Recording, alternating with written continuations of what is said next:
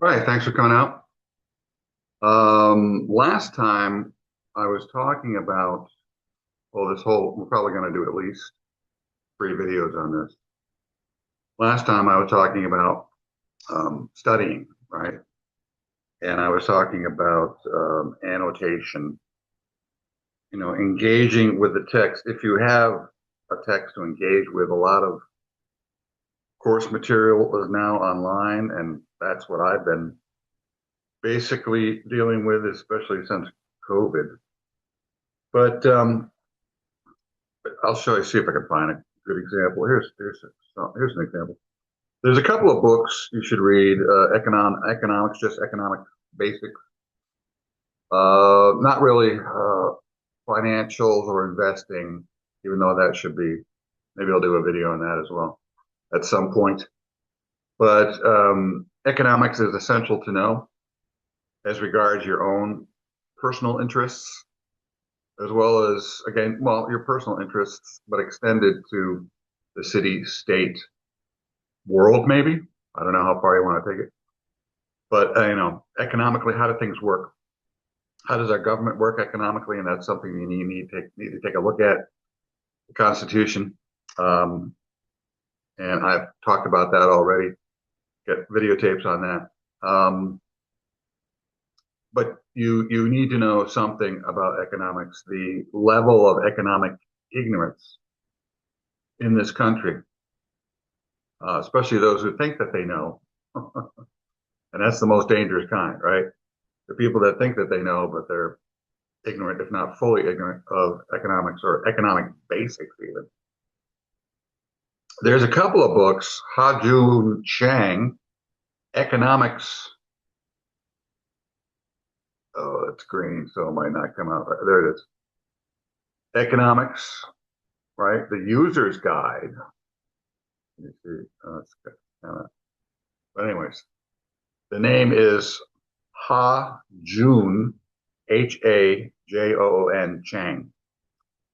And here's a little bit of the. It's not really coming out very well, is it?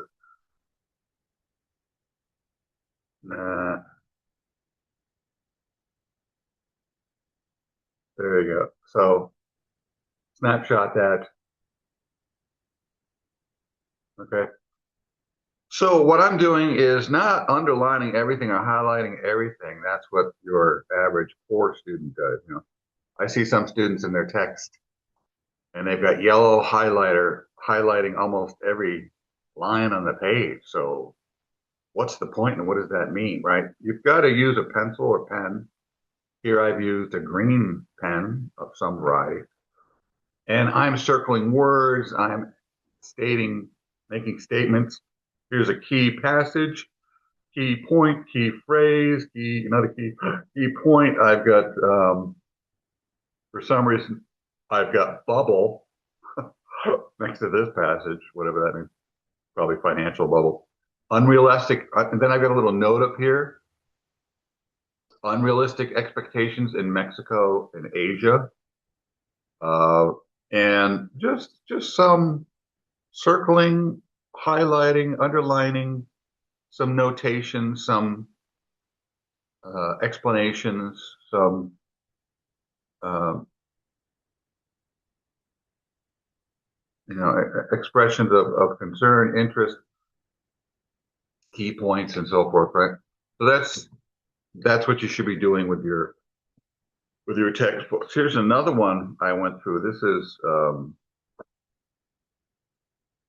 common sense.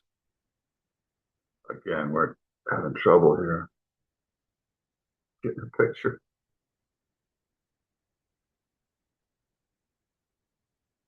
Where is it?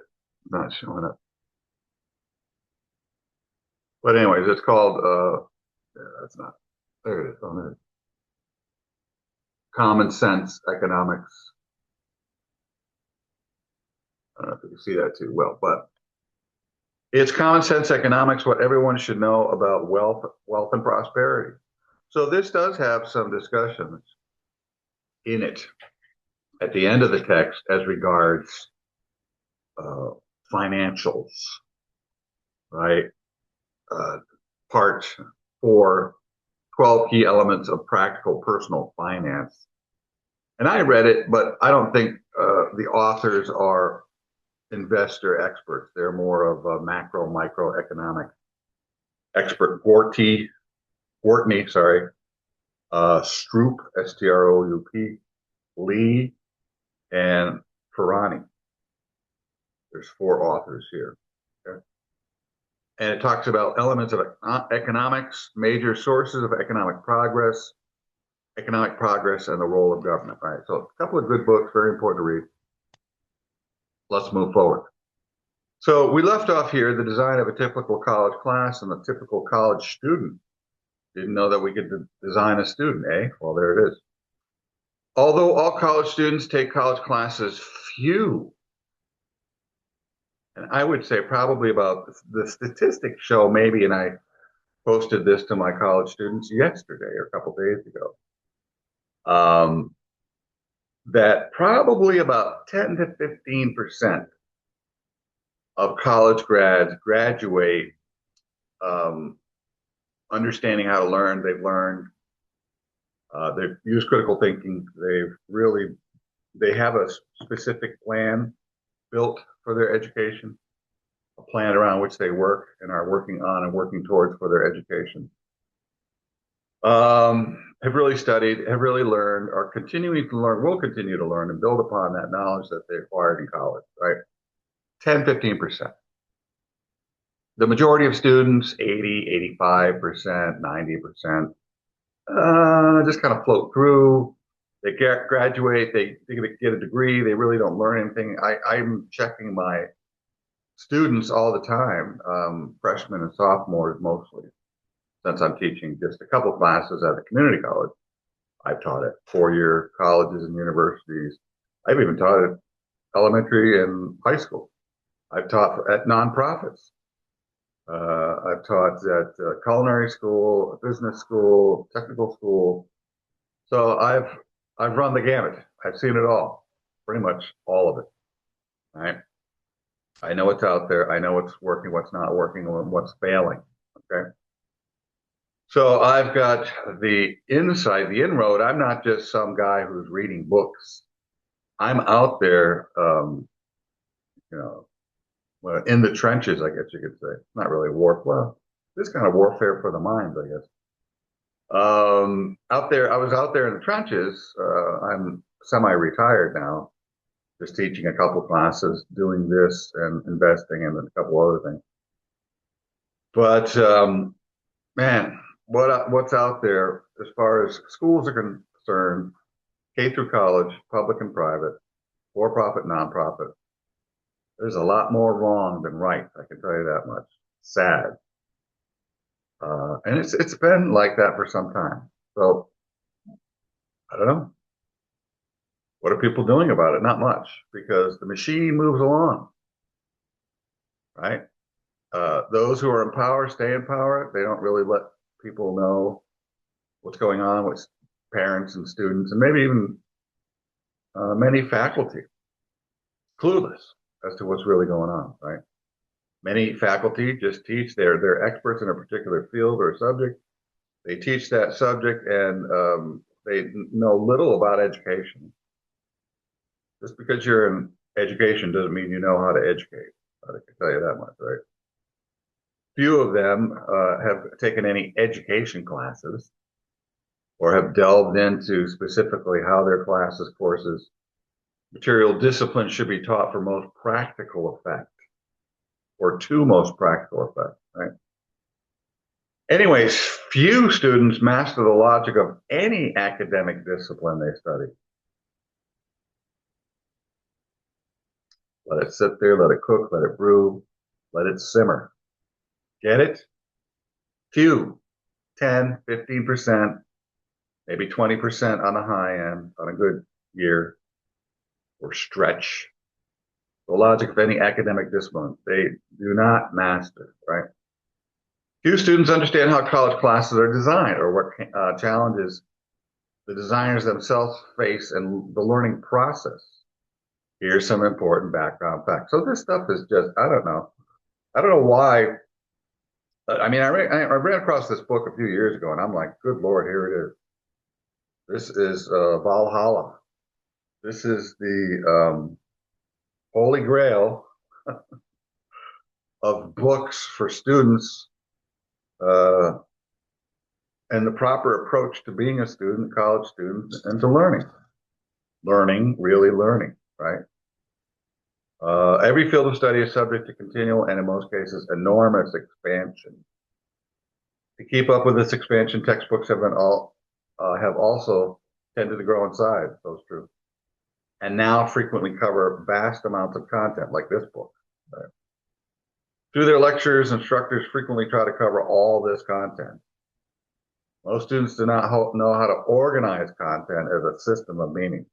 Most students come to class, they sit there, maybe they have a tablet or laptop or phone, and they're get their face in that thing. And some say they're taking notes. I don't really monitor it. I talk to them a lot at the beginning and during the semester about what they should be doing, but they're adults. They're big pants people. They're paying for the course.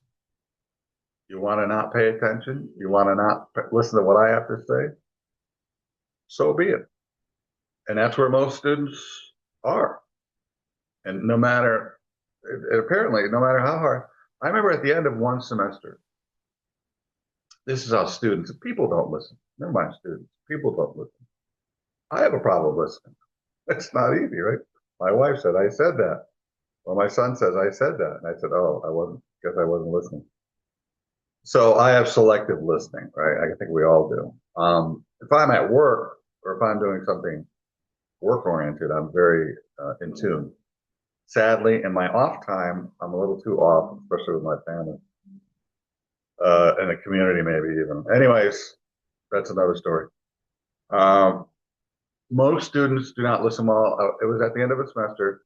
I was giving a final, and I told the students numerous times, and one of my students confirmed this, to do certain things, to bring in a certain pencil or booklet for the essay and other things, right?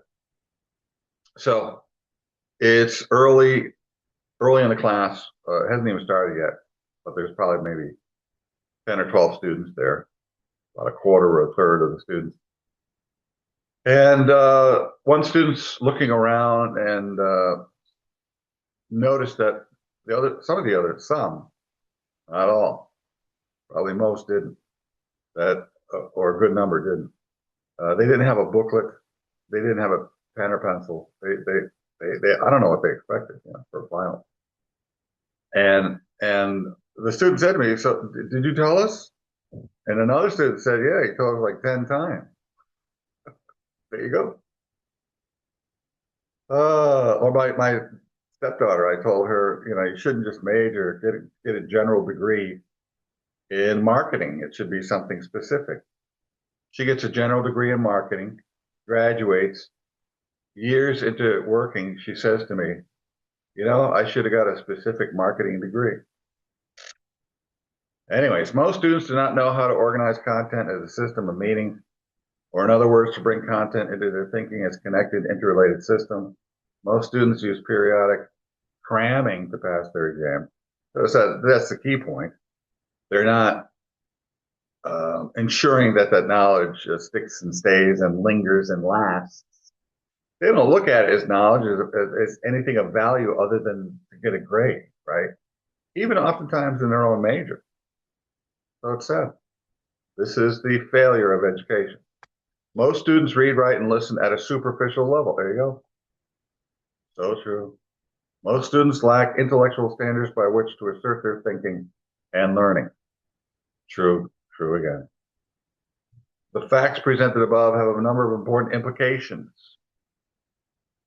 And that's the thing, implicated by the implication.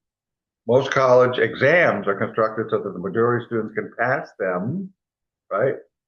That is, the majority of students can memorize well enough to pass them. If a significant number of students were to fail the exam, the instructor would get low evaluations from the students. And I actually presented a video to my students on education, problems in higher education. And it's been around for some time. I think it was made in 2005. came out in 2007 or so. And I showed it back in the day periodically. I don't show it anymore, but it's probably most of what's said in there is still old today. And the president of the college said that, of course the teacher's going to make sure that the students do well. Most of them do well. Because if most don't do well, then he doesn't do well, the college doesn't do well, and there will be repercussions. I actually had one chair of a department. This is for a for-profit school.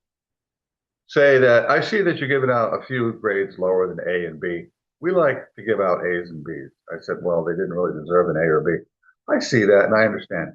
But we'd like to give out A's and B's. So basically he was saying, give them all A's and B's, right? So the school looks good, so they can keep their funding, so they can keep students from coming in, not from coming in, but keep students coming in. Right? Grade inflation is rampant. There you go. That's what I'm talking about. Most students probably could not pass the final exams for courses 6 months later. True. You graduate from high school, I say that the majority of students, and they prove it in my classes all the time, the majority of students will forget most of what they've learned, 90% of it, maybe more, within 6 months to a year, right? So what exactly is that education? All it is just a stamp that you've made it, that you graduated from high school, or in college's case, college. Same thing goes on in college.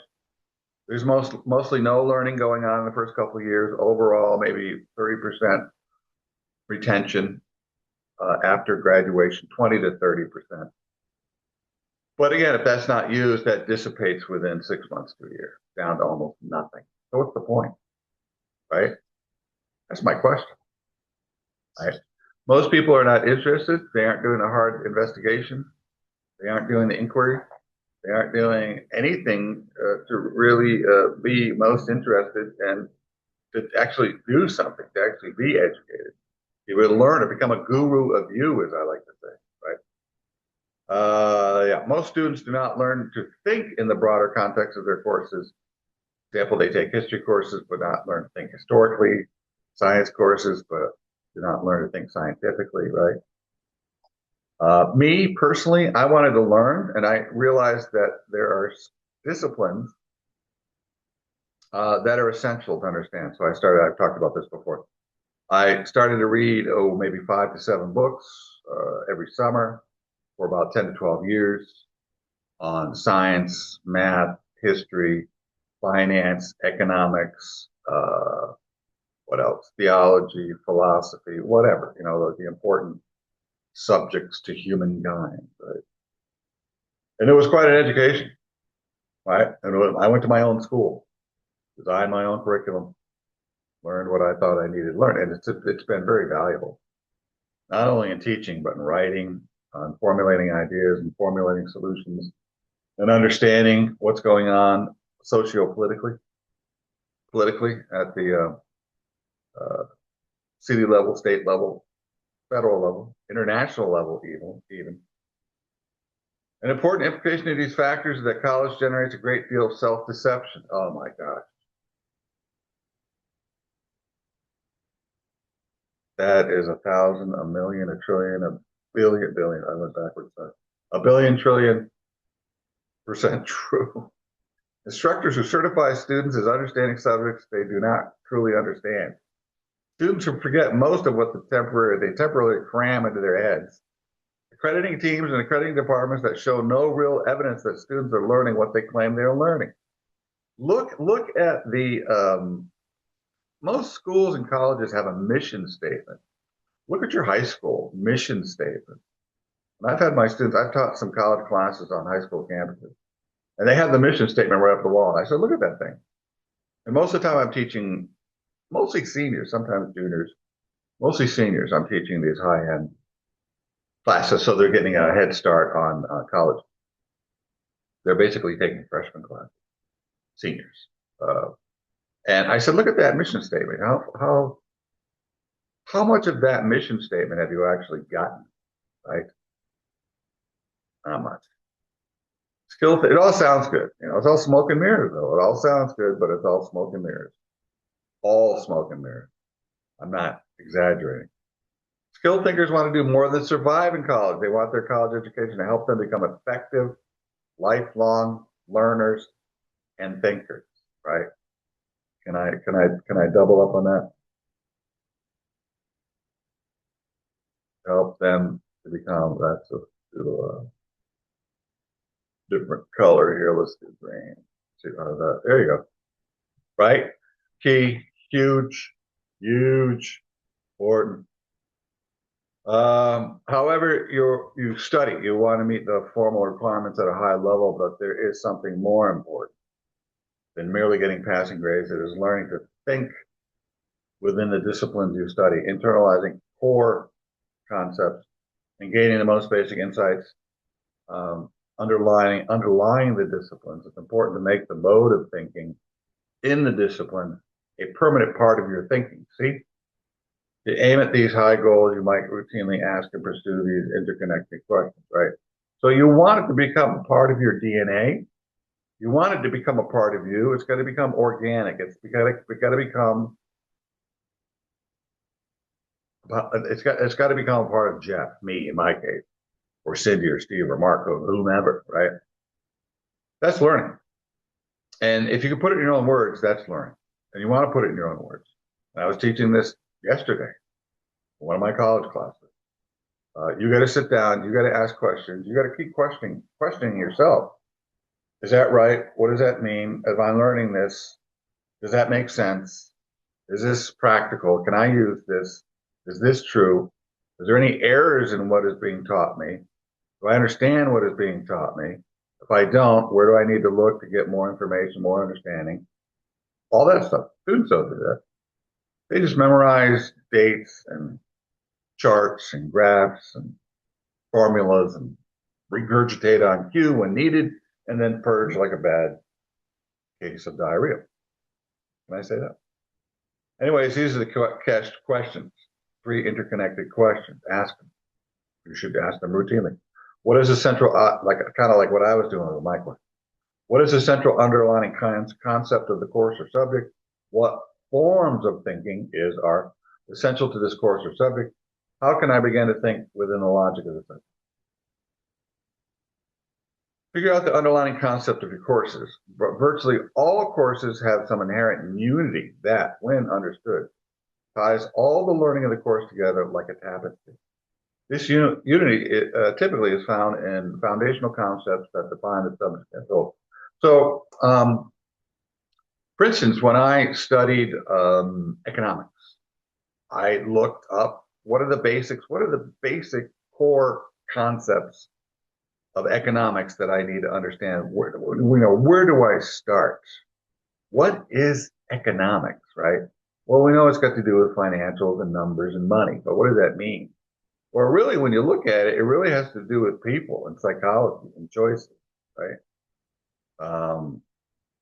Adam Smith, kind of the founding, I was going to say Douglas Adam, Adam Smith, the founding father of free markets. He was first and foremost a psychologist. He studied how people thought. How do people make choices at the margins, right? So, debate, what is economics, right? At its most core, go back. When I was studying education, what is education? Well, go back to the beginning.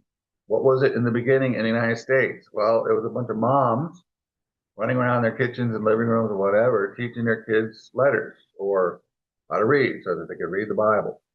And then as the society got more complex, there was a greater need for math and science and so forth, and it expanded from there, right? Anyways, you recognize that in order to understand any written history, you must understand this stuff, right?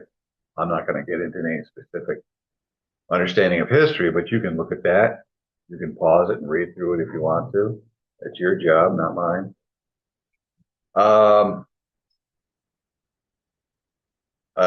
So this is continuing to talk about history, and I thought I'd pull out this one interesting point, even though I'm not going to get into specific disciplines. Critical thinking within specific disciplines or learning, retaining, understanding, knowledge within one discipline, yet most history classes have little impact on the historical thinking of students. Boom. Right. I don't know what education is doing, to be honest. Not doing much. Not doing much. Like I say, a damn thing. Well, doing something.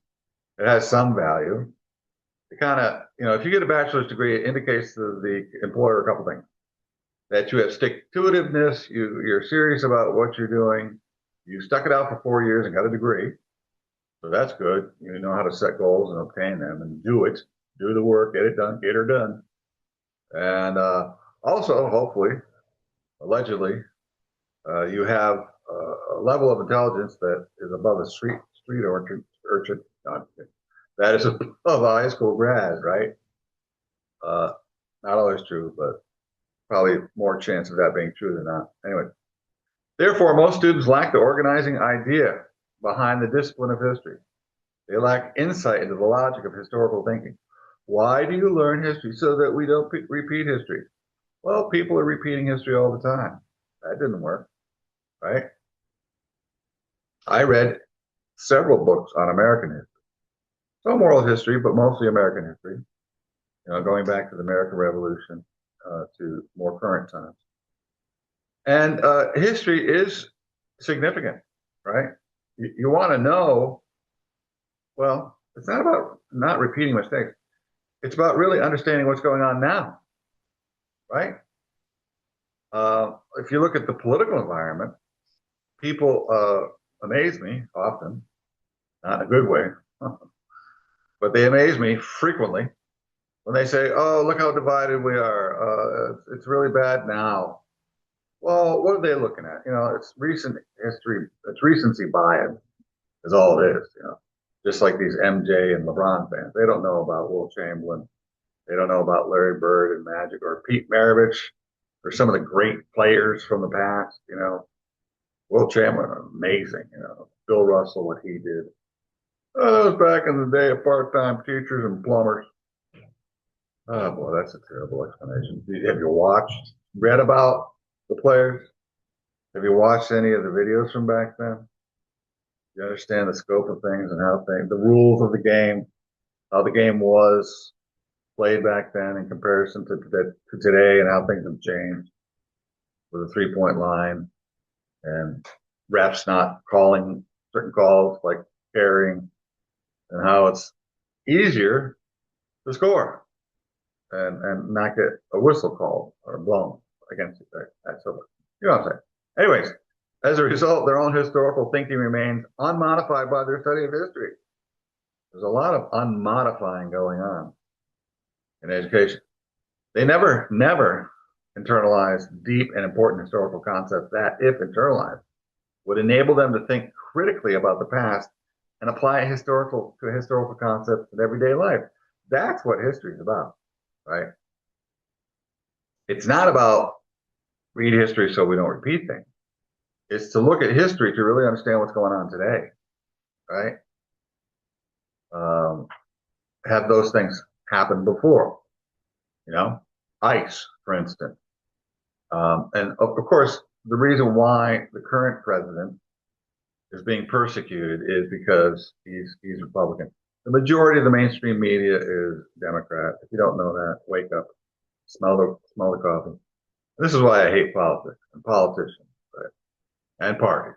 And I'm not Republican or Democrat, so don't blame me. Anyways, if you go back to Obama deported 3 million illegals, majority of them never seeing a judge.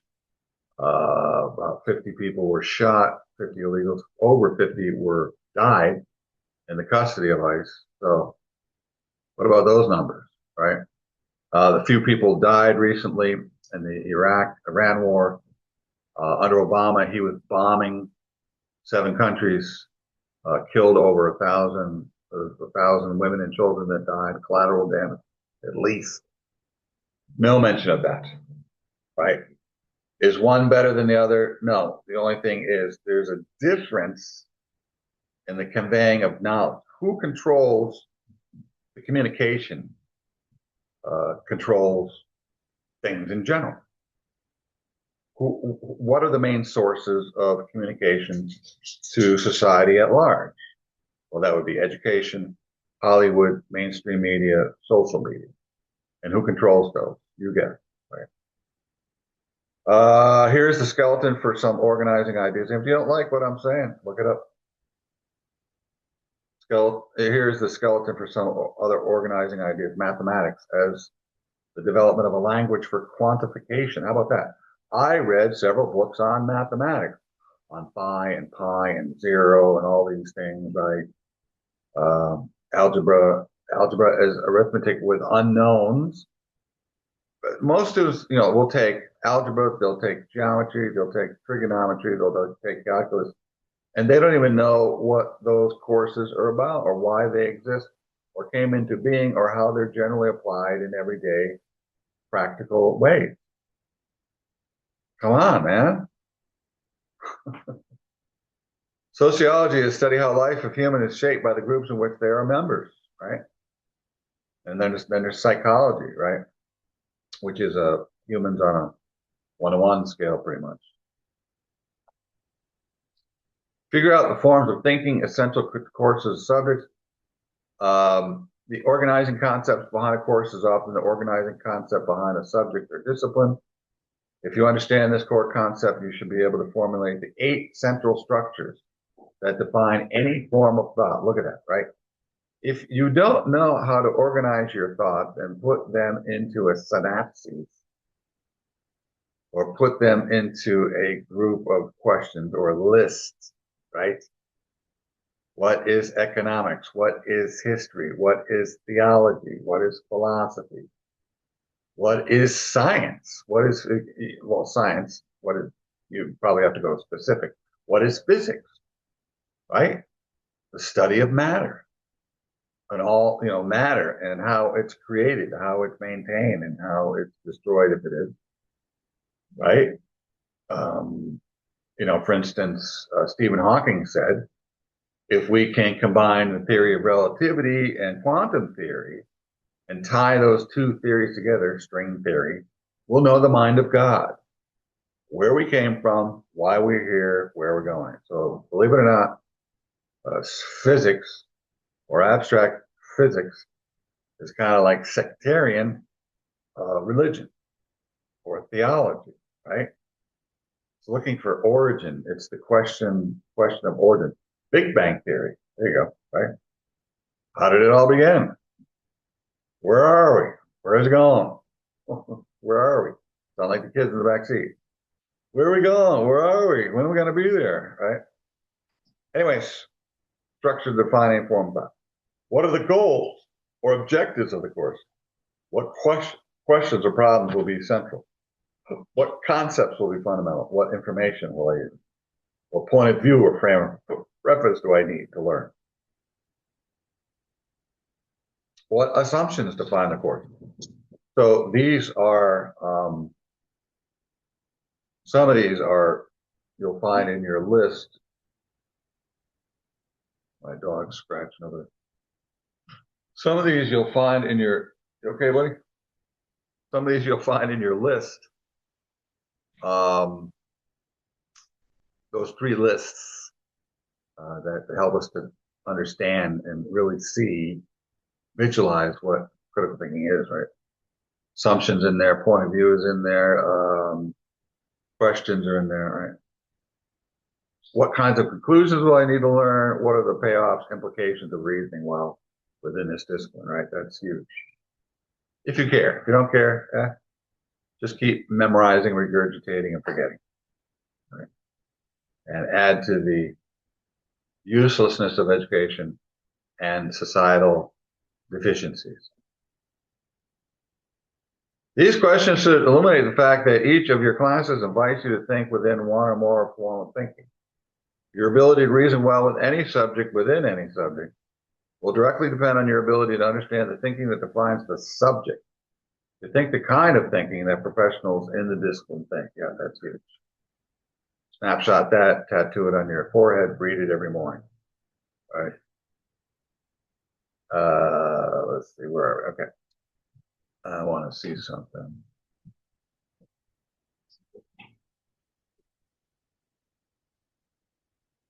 Oh yeah, we got to go all the way to 187. So I'll do a few more pages. Students who approach history classes as historical thinking begin to understand the historical dimensions of other subjects as well. That's true. Once you get this thinking down, you can apply it systemically to all your classes, or even to non-classes. You know, thinking outside the class. So we're still doing the history thing, right? The capacity to think historically in larger and larger time spans continues to develop as the study of all subjects is transformed by developing a sense of the drama of time itself. Historical thinkers then are able to shift from history to prehistory, from prehistory to anthropological history, geological history, geological to astronomical history, astronomical. Well, there you go. That's astronomical. In this ever-expanding perspective, the history of human knowledge is pitifully short. A millisecond geologically, a millisecond astronomically. Only a second ago, astronomically speaking, the species emerged, Homo sapiens, which drives itself and creates the conditions to which it itself must adapt in new and unpredictable ways. Only a millisecond ago did a species emerge that has the capacity, but not the propensity, to think critically. Yeah. What is that species?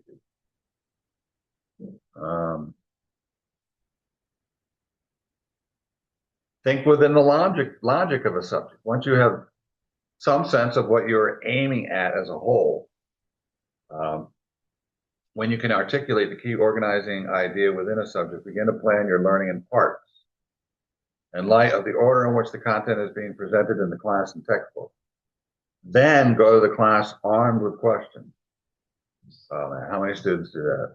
0? 1 or 2? I hardly ever get questions. They just kind of sit there, vegetate. They're vegetables. They're inert. They got no. There's no energy there. The dollar's dead. Maybe someday they'll wake up. Maybe they're too young to be awake, but someday they got to wake up. I hope they wake up. Go to class armed with questions. That'd be great. You also might read encyclopedia entries for help with basic logic of a subject. Go online, look things up. You've got Google, you got AI search engines, right? Start asking questions. There's a lot of ways that you can start to research things and get some answers and stimulate some thought, right?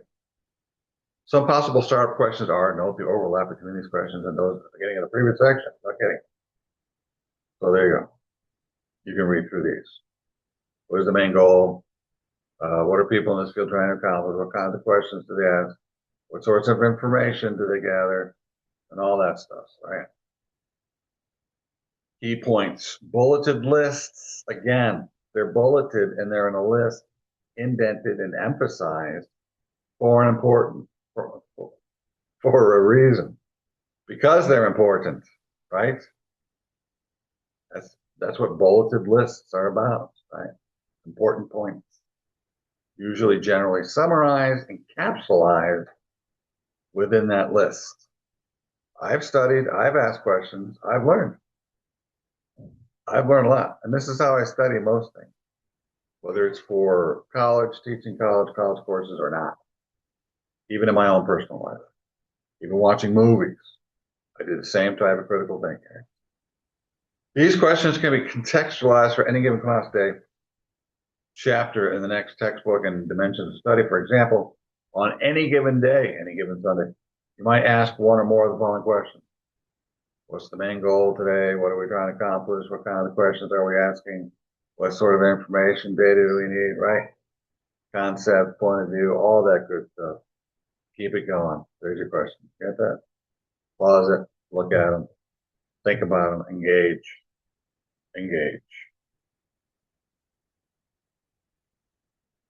I guess this will be the last section, right? Sounds good.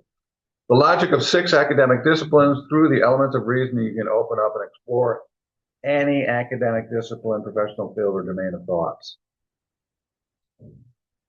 This is followed by 5 additional logics that have ecology, aerospace, engineering, electrical engineering, history, and biochemistry.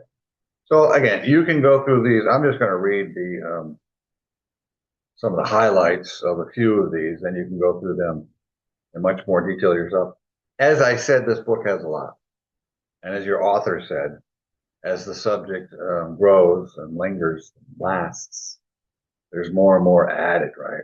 And the textbooks become larger, hopefully with useful, purposeful material. Speaking of purpose, what is the purpose? Purpose, questions, information, judgments, concepts. That's part of your critical thinking, right? Assumptions, right? That's also part of your critical thinking. What is biology? Biology, and you should know this, right? Any course you take, biology is the scientific study of all life forms.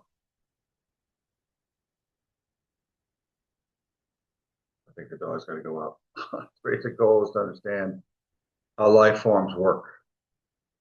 The questions biology is concerned with are what, right?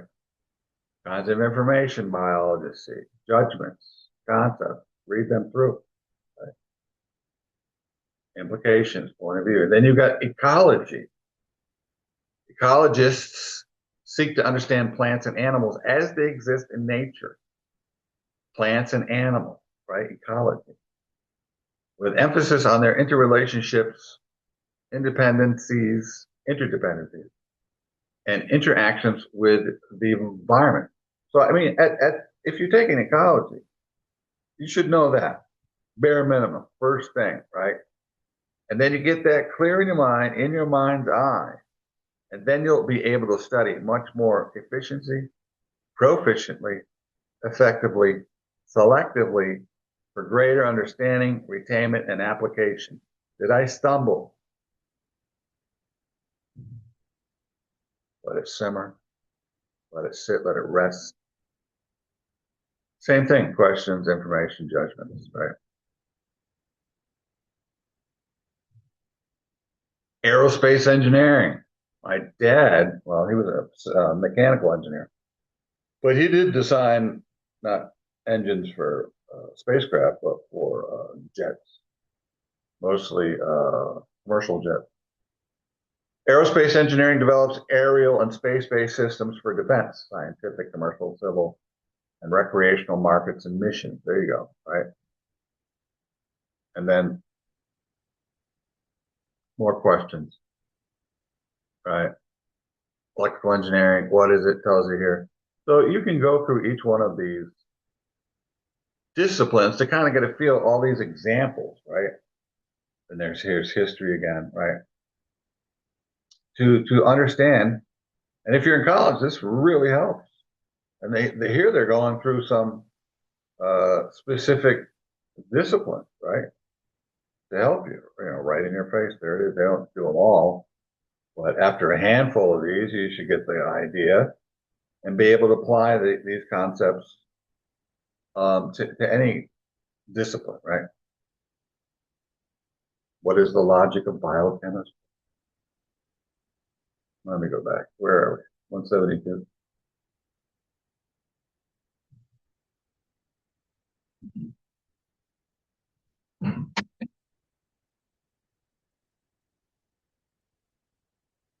What was that? 172.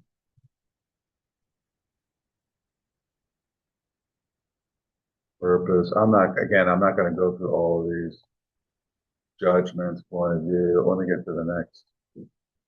There's the logic of science, so there's a lot of, as I said, there's a lot of, oh man, you got charts in here now. Each one has a chart. Go through this stuff yourself. So we'll leave it there. Yeah, so it looks like 3 videos. So I'll finish it up because from here on in, I think there's another 10 pages, right? So a lot of examples there. That's why that chapter is a little longer. 5 or 6 detailed examples with charts and graphs and bulleted item, bullet, well, how do you say it? Bulleted item lists, But you get the point. Anyways, there it is. So that's good for now. Until next time, take care. Be good learners.